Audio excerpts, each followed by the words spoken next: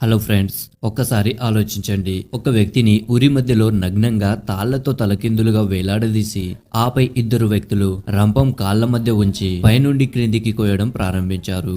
అయితే సజీవంగా ఉన్న ఆ వ్యక్తి రంపం కడుపులోకి చేరే వరకు చిత్రావదన అనుభవించి ఆ తర్వాత చనిపోతాడు. ఈ పనిష్మెంట్ పేరు డెత్ బై షాయింగ్. యూరప్ లో దొంగతనం, దోపిడీ, అల్లర్లు, అత్యాచారం లేదా మరేదైనా నేరంలో ఆరోపణలు ఎదుర్కొంటున్న వ్యక్తులకు ఈ శిక్ష విధించబడేది. చరిత్రలో ఇలాంటి శిక్షను ఎవరు ప్రారంభించారు అన్నదానికి మన దగ్గర ఖచ్చితమైన ఆధారాలు లేవు. కానీ ఇటువంటి శిక్ష ఎందుకు ప్రారంభమైంది అనే దాని వెనుక ఖచ్చితంగా ఒక రీజన్ ఉంది. అదే భయం. ఒక వ్యక్తిని తలకిందులుగా వేలాడదీస్తే అతని మెదడులో రక్త ప్రవాహం పెరుగుతుంది.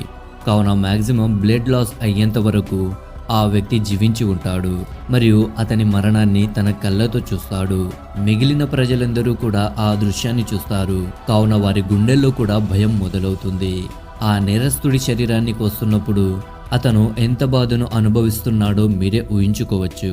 ఈ విధంగా భయాన్ని చూపించి ఇక్కడి రాజులు ప్రజలను పాలించేవారు. అయితే క్వైట్ ఇంట్రెస్టింగ్లీ ఈ శిక్ష ఐరోపా నుండి భారతదేశానికి కూడా చేరుకుంది. దీనికి సంబంధించిన భాయ్ మాటిదాస్ అనే ఒక డాక్యుమెంటెడ్ కేసు కూడా ఉంది. ఈయన గురు తేజ్ బహాదూర్ యొక్క మినిస్టర్. మొఘల్ సామ్రాజ్యానికి వ్యతిరేకంగా నిలబడి ఇస్లాం మతంలోకి మారడానికి వ్యతిరేకిస్తాడు. దాంతో క్రూరమైన మొఘల్ చక్రవర్తి ఔరంగజేబు అతనికి ఈ శిక్ష విధించాడు. ఈ శిక్ష అత్యంత క్రూరమైంది. కానీ నిజమేంటంటే చరిత్రలో దీనికంటే ఎన్నో రెట్లు అమానవీయమైన శిక్షలు కూడా విధించబడ్డాయి. మనుషులకే గుణపాఠం నేర్పించడానికి ఈ శిక్షల గురించి తెలిస్తే మీరంతా ఆశ్చర్యపోతారు. అయితే అటువంటి అత్యంత కఠినమైన శిక్షలలోనే ఒకటి the chalk peer torture. Friends, ఈ శిక్ష దాని పేరు కంటే చాలా రెట్లు ప్రమాదకరం. ఇందులో ఒక హజార్ను ఉపయోగిస్తారు. వ్యక్తి నోటిలో లేదా వజైనా ఏ ప్రాంతంలో హోల్ ఉంటే అక్కడ దీన్ని చొప్పించి తెరవగానే మనిషి ఆ రంధ్రం చీలిపోతుంది అండ్ చివరికి మనిషి చనిపోతాడు. అయితే ఈ శిక్ష 1627 ఫ్రాన్స్ లో ప్రారంభమైంది. గోజార్ ఔడే పలోలి అనే ఒక దొంగ రాత్రి వేళలో నిర్మానుష్యమైన ఒక పల్లెటూరులోని కపుల్ ఇంట్లోకి ప్రవేశిస్తాడు. కానీ ఇల్లు మొత్తం వెతికినా తనకు ఏమీ దొరకదు. ఎంత కష్టపడినా ఏమీ దొరకదు. దాంతో ఆగ్రహానికి లోనై కోపంతో ఊగిపోతాడు మరియు ఆ కపుల్ వద్దకు వెళ్లి డబ్బులు ఎక్కడ ఉన్నాయని వారిని బెదిరిస్తాడు. తమ దగ్గర డబ్బులు లేవని చెప్పినా కూడా దొంగ నమ్మడు. వాళ్ళిద్దరూ అబద్ధం చెబుతున్నారని భావించి కపుల్స్ కు బాధాకరమైన శిక్ష విధించడానికి సిద్ధపడతాడు. దొంగ దగ్గర ఉన్నటువంటి చోక్ తీసి కపుల్స్ నోటిలో పెట్టి ఓపెన్ చేస్తాడు. ఫలితంగా ఇద్దరి నోరు పగిలి వెంటనే చనిపోయారు. సో ఈ దొంగతనం ద్వారా ఈ పరికరం యొక్క ఒరిజినల్ ను ట్రేస్ చేయవచ్చు. కానీ ఈ శిక్ష ఫ్రాన్స్ వరకు మాత్రమే పరిమితం కాకుండా మెడివల్ ఈస్ట్ మొదలైన ప్రాంతాలకు సైతం పాకింది. ఇన్ఫాక్ట్ ఒక సమయంలో ఈ శిక్ష ఇక్కడ ఇవ్వబడే అత్యంత సాధారణ శిక్షగా మారింది. అయినప్పటికీ ఈ శిక్ష ప్రతి ఒక్కరికి ఇవ్వబడేది కాదు. అబద్ధాలు, మతానికి వ్యతిరేకంగా మాట్లాడే వారి నోటిలో అండ్ స్వలింగ సంపర్క చేసే పురుషుల పీనస్ లో మరియు అబార్షన్ వంటివి చేసుకునే మహిళ యోనిలో నేటి కాలంలో ఇవి చాలా క్రూరంగా కనిపిస్తున్నప్పటికీ వాస్తవం ఏమిటంటే పురాతన కాలంలో ఇలాంటి క్రూరమైన శిక్షలు ప్రపంచంలోని ప్రతి రాజ్యంలోనూ అమలు చేయబడేవి. ఆ సమయంలో మనకు ప్రజాస్వామ్యం లేదా న్యాయ వ్యవస్థ వంటి సమస్యాత్మక వ్యవస్థ లేదు. అందుకే భయం ఆధారంగా వ్యవస్థను నడిపేవారు. ఇంత క్రూరమైన శిక్షను అమలు చేస్తున్నారనే వార్త మొదట ఆ వ్యక్తులలో భయాన్ని కలిగిస్తుంది. కావున ప్రజలు ఎలాంటి నేరాలు చేయకుండా భయపడతారు. అండ్ ఇక్కడ ఎంబారస్మెంట్ ఒక సైకాలజీ కూడా పరిగణంలోకి వస్తుంది. ఇంతమంది ముందు ఇంత దారుణమైన శిక్ష విధిస్తే బహిరంగంగా ఇబ్బంది పడతామనే భయం కూడా ఉంటుంది.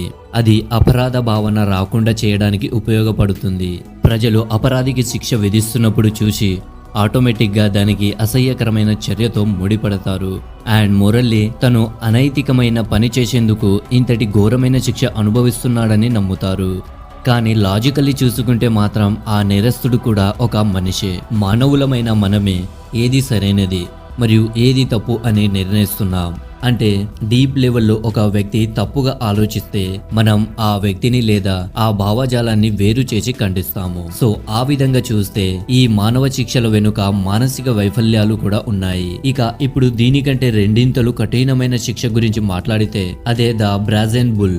అది 570 మరియు 555 బీసీ మధ్యకాలం గ్రీస్ రాజధాని ఎథెన్స్లో నివసిస్తున్న ప్రజలు నేరం చేయడానికి ముందు 1000 సార్లు ఆలోచించేవారు.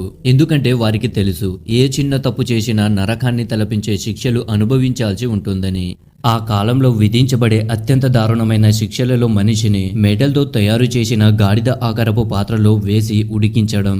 ఈ శిక్షలు మొదటగా మనిషిని లోహపు పాత్రతో తయారు చేసిన గాడిదలో వేసి ఆపై దాని కింద మంటలు వెలిగించేవారు. ఆ తర్వాత అందులో ఉన్న వ్యక్తి పరిస్థితి ఎలా ఉంటుందో మీరే ఊహించుకోండి. అండ్ ఇక్కడ మరో ముఖ్యమైన విషయం ఏమిటంటే ఆ గాడిద ఆకారపు పాత్ర నోటిలో చిత్రవదనం అనుభవిస్తూ అరుస్తున్న మనిషి అర్థనాదాలను బర్రె అరుస్తున్నట్టుగా మార్చే పరికరం కూడా అమర్చబడి ఉండేది.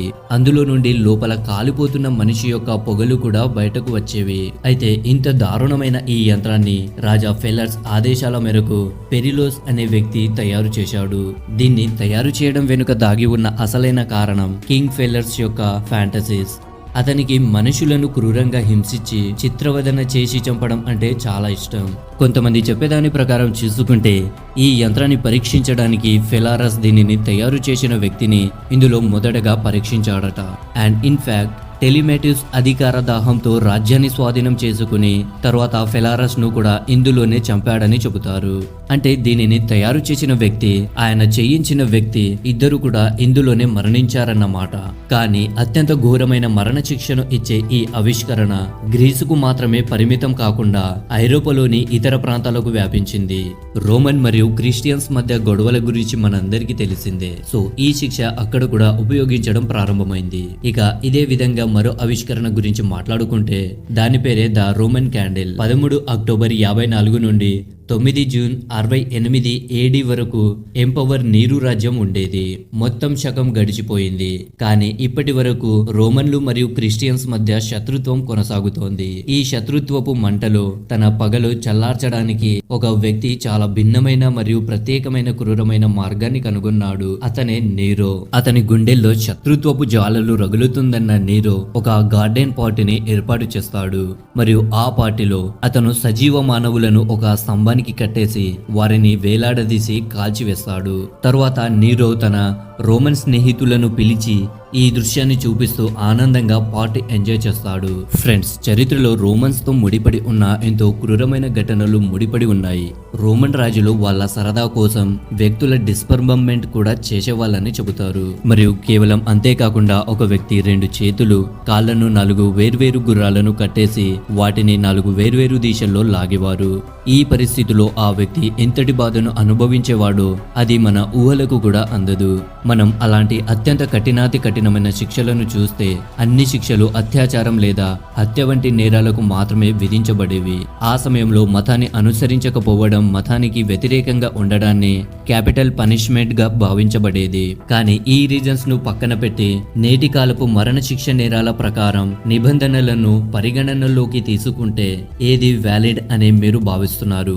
ఇది మానవ హక్కుల ఉల్లంఘన కనిపిస్తోందా? మీ కామెంట్స్ ఏంటో మాకు తెలియజేయండి.